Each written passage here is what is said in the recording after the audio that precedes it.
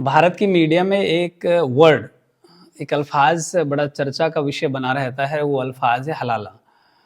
देखिए, इस पे चर्चा इस वजह से हो जाती है कि मीडिया हाउस में, चैनल में जो लोग चैनल वाले जिनको टोपी पहनाकर और कुर्ता पहनाकर इस्लाम का जानकार बनाकर बैठा देते हैं, सही मायने में उनको कोई सही समझ नहीं है, सही जानकारी नहीं होती है और वो जो दलील बेहुदा दलीलें वो पेश करते हैं चैनल में बैठकर, उसकी वजह से इस पर डिस्कशन शुरू हो जाता है, चर्चा शुरू हो जाती है।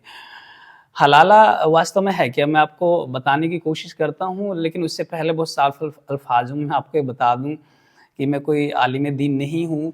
बस अपने आलिमों के पास, बड़ों के पास बैठकर इस मामले के बारे में जो कुछ जानकारी मुझे हासिल हो पाई है, जो कुछ मैं समझ पाया हूँ, उसे अपने अल्फ़ाज़ों में मैं आपको बताने की कोशिश करता हूँ।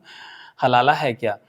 देखिए निकाह जो है ना बहुत पाकीज़ा चीज़ है, इस्लाम में 2 जोड़ों का मिलन है लेकिन कुछ ऐसे हालात पैदा हो जाएँ मर्द और बीवी के बीच में कि वो ज़्यादा खुश नहीं रह पा रहे हैं, तो अपनी रज़ामंदी से या किसी मजबूरी की वजह से वो अगर तलाक ले लेते हैं, तो दोनों अलग हो जाते हैं। वैसे तलाक की इस्लाम में इजाज़त नहीं है, बहुत गलीज़ किस्म की हरकत मानी जाती है तलाक करना। लेकिन फिर भी हालात की वजह से, मजबूरी की वजह से तलाक होने के बाद औरत 3 महीने की इद्दत पूरी करने के बाद आज़ाद है, मर्ज़ी की मालिक है। वो किसी भी मर्द के साथ शादी कर सकती है। मर्द कोई भी उसके घरवाले या कोई भी उसके साथ ज़बरदस्ती नहीं कर सकते। चूँकि हम लोग एक मेल डोमिनेटेड सोसाइटी में रहते हैं, तो इस वजह से कई बार मर्द की मर्ज़ी को तवज्जो दी जाती है।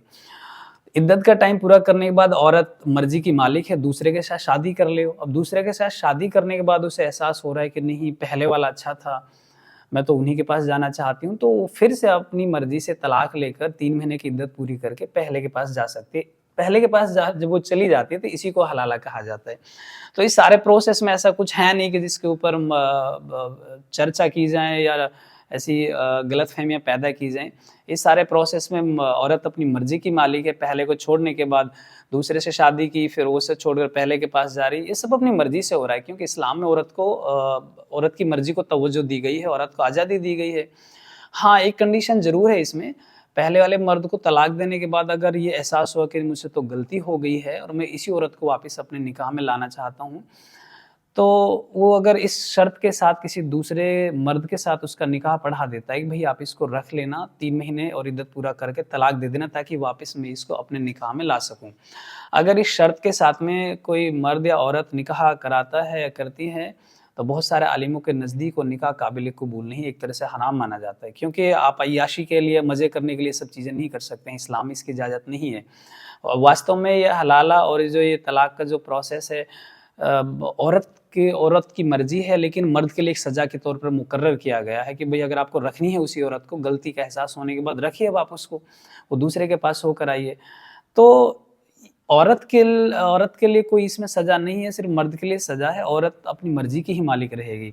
पहले से तलाक हुआ, दूसरे से आप उनके साथ रह रहे हैं, उनको भी तलाक दे दिया आपने, फिर तीसरे को अपनी मर्ज़ी की मालिक है। तो इसमें ऐसा कुछ है नहीं कि जिस पर चर्चा हो, गलतफ़हमियाँ पैदा हो, लेकिन वजह ये है कि हमको अपने इस्लाम की सही जानकारी नहीं, इस वजह से हम सही तस्वीर पेश नहीं कर पाते हैं।